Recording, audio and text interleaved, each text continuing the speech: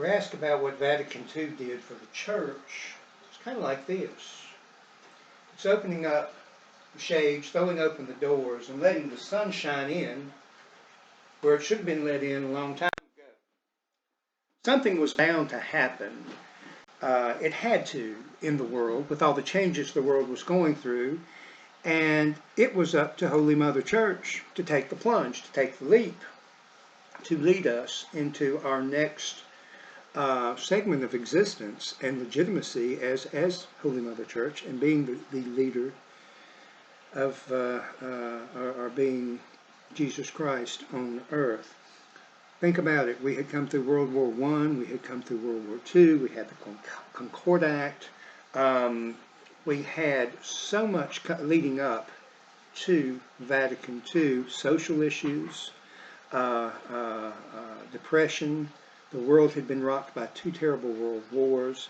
And there was also that feeling in a lot of areas that Pius XII had vacillated on his decision to come out and publicly point fingers at the Nazis for what they were doing. Upon his death, when John XXIII assumed the throne of St. Peter, he brought with him a new vision of what the church was going to have to be. He had lived through the Curia. He had grown up through Pius X, 11th, 12th, all of that, the building through the Vatican. But he was more of a peasantry stock. Pius XII had been an aristocrat. So we see overtones in Francis's ministry today, as we saw John the 23rd start, making the church accessible to the people to whom it needed to be accessible, the laity. John O'Malley in his video talks about a shift from command to invitation, from monologue to dialogue. We see it now. I'm going to show you an example here. I love props. 1945, I don't know if you can see that. This is the Roman Missal. What's it written in? It's all in Latin. If I picked this up, had I not known a little bit of Latin, I'd been lost. But this is what's set up on the altar. This, when the bell rang and the priest came out and faced the wall and began, Credo in unum Deum, in nomine Patris et Filii et Spiritus Sancti, a lot of people didn't know what was going on.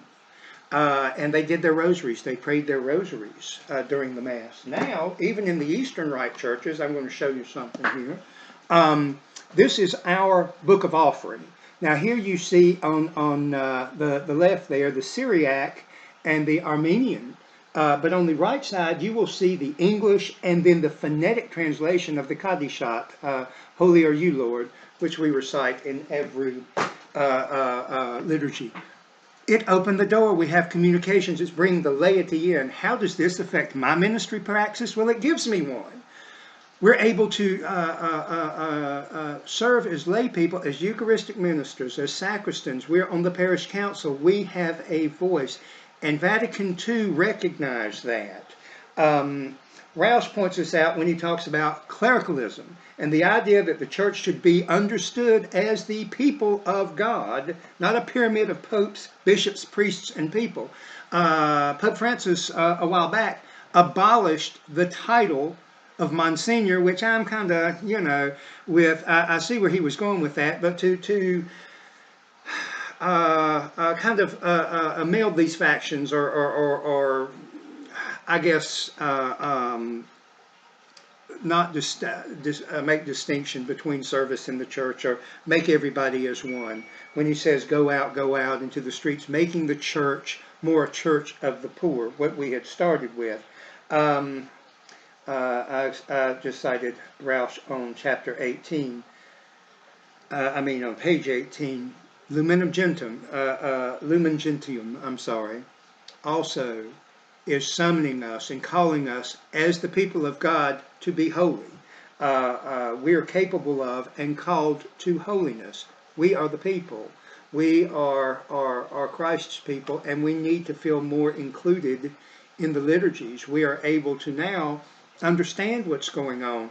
When we went from the Latin to the vernacular, it started an entire new interaction.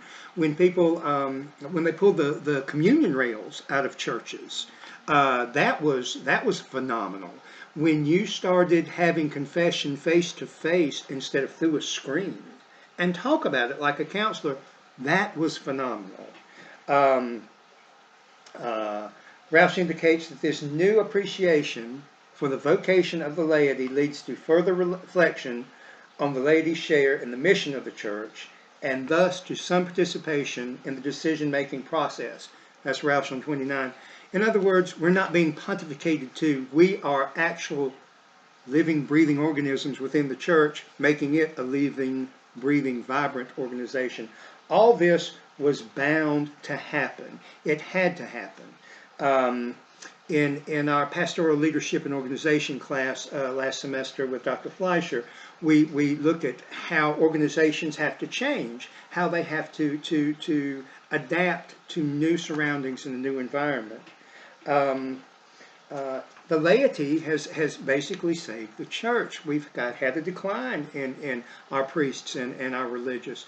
So the laity has jumped right in and are happy to get on that altar now, are happy to be able to handle the host, are happy to lead in hymns and react and sit on parish councils.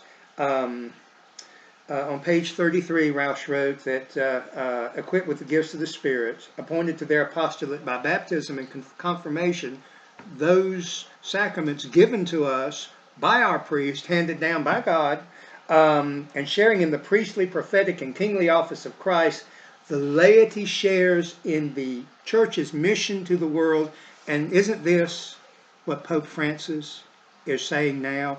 Even with it's our duty to go out, listen to the response he's had with Donald Trump over the past couple of days. You're not a Christian if you build walls. We've got to tear them down. That's what Vatican II did. It tore down walls. It put us out there where we needed to be. We need to remain an up-in-your-face faith, making sure that everybody gets what they need, be it under our own roof, in our own sanctuaries, or throughout the world, through our missions, through our charities, through Peter's Pence, the Pope's personal charity.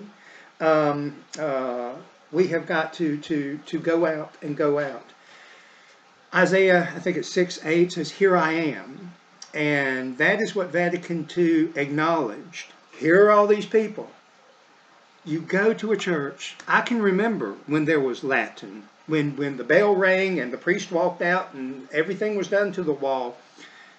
If you go to churches now, and you see some people, and they're still around. I'm one of them. I'm 54.